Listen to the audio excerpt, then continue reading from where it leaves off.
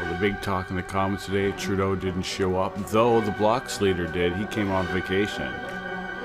This is just typical. So he's AWOL because he had a vacation, though they only do it once a month. Member. Mr. Speaker, over the last 2.5 minutes, I've raised core issues on this transport file, but instead of the minister, the absentee minister of transport, answering the questions, somebody else had to. Mr. Speaker, Canadians deserve better. This minister has to do better. That will conclude the time. We'll now move on to the honourable member for Edmonton Riverbend. Here. Thank you, Mr. Speaker. I'll be splitting my time with a member from Souris Moose Mountain. In January, Mr. Speaker, we began asking questions about the government's handling of the National Emergency Strategic Stockpile. As we all know in this House, this government was slow. They were slow to develop any plan, including one to ensure that Canadians have immediate access to treatments and vaccines when one is developed. In fact, Health Canada is currently struggling to lock down a supply of the only Health Canada-approved treatment. Why? Because like this government's approach to borders, like their approach to PPE, and like their approach to getting support to Canadians, they simply had no plan. So I'll ask the minister today, what is the government's plan to ensure that Canadians will have access to the first scientifically proven treatment or vaccine? The Honourable Minister.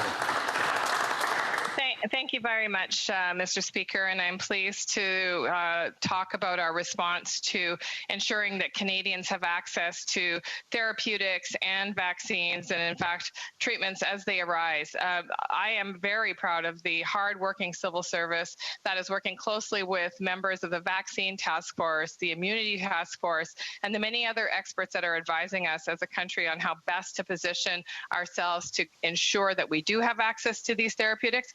Mr. Speaker, as you will know, this is a space that is rapidly evolving, and Canada is engaged with international partners to ensure that we are at the cutting edge of understanding new treatments and vaccines as they become available.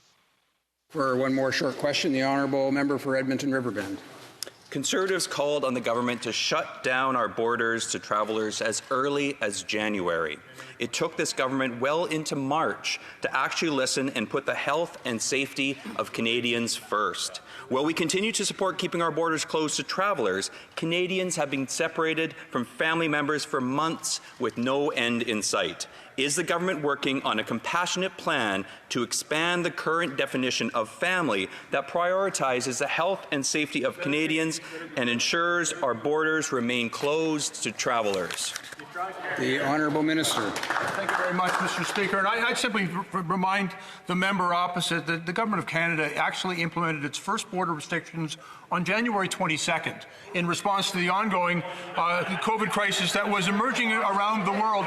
And since that time, Mr. Speaker, we have imposed extraordinary measures, unprecedented measures, in placing restrictions on non-essential travel of people coming into the country. We understand the impact that this has had on Canadians and Canadian families, and we have been working continuously with those families. I want to acknowledge all of my colleagues in the House who have shared those stories. And we'll now go to the honourable member for Souris Moose Mountain. Mr. Speaker, back in June, I asked the Minister of Health for details on the supplies to replenish the mismanaged National Emergency Strategic Stockpile, or NES.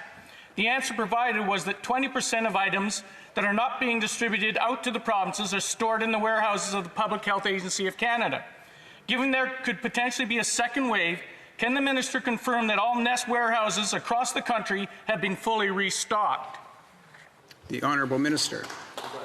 Well, thank you very much, Mr. Speaker, and I'll go one better. We've actually, through our Safe Restart agreements, committed to provinces and territories that we will procure and support access to personal protective equipment to the tune of well over $4 billion. Mr. Speaker, we've been there for provinces and territories, making sure that Canada has the personal protective equipment it needs, no matter what part of the country we're talking about. And Mr. Speaker, as we do that, we've been rebuilding the supplies in our national emergency stockpile. I will remind the member that those that the stockpile. We'll go back to the honourable member.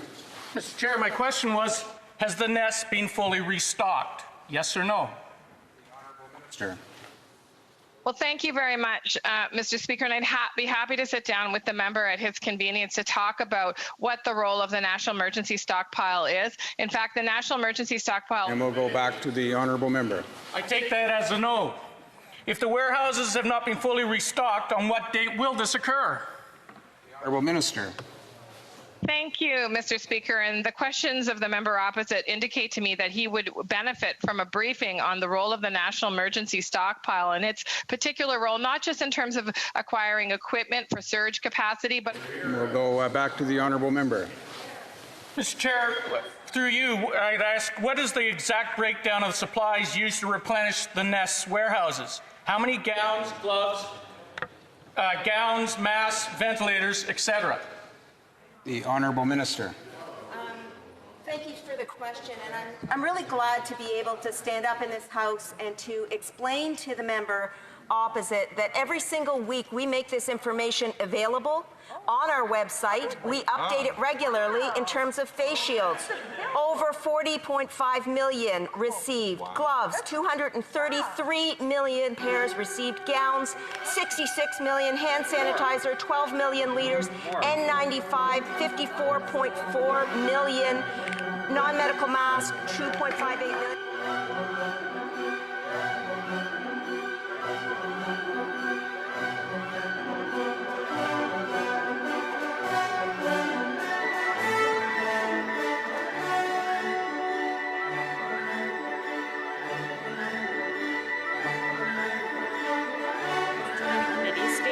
People's Republic of China is actively threatening Canadians on Canadian soil who seek to expose China's authoritarian agenda. These individuals have been subjected to everything from physical threats, commercial blacklisting, and state-backed cyber hacking with no protection from Canada.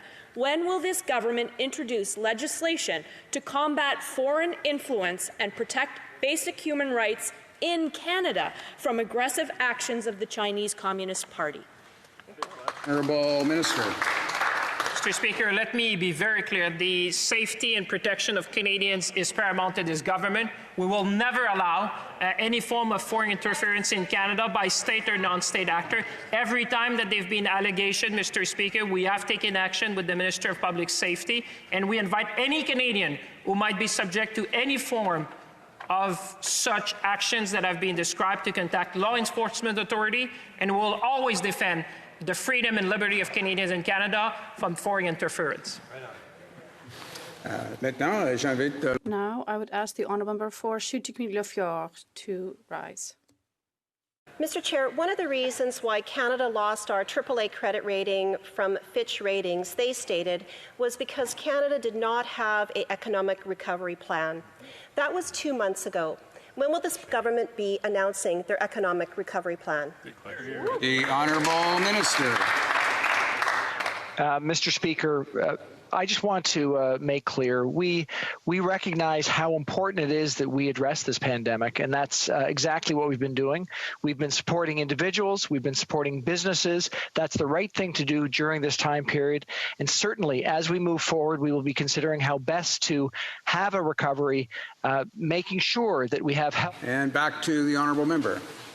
Mr. Chair, one of the other reasons why Canada lost our AAA credit rating, they stated, was because of interprovincial trade barriers. And in May, I questioned the Deputy Prime Minister about the government's announcement to put a hold on all work being done with interprovincial trade. And we were told at the time it was due to COVID-19. That was 3 months ago.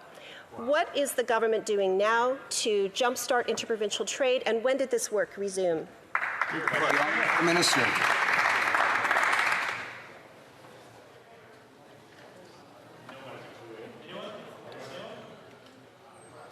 Mr. Speaker, we continue to believe that working together with the provinces to bring down interprovincial trade barriers is critically important. We've made enormous progress on this issue over the last number of years, but of course we do need to continue these efforts. It will require the provinces to step forward. In this regard, our government is committed to working to ensure that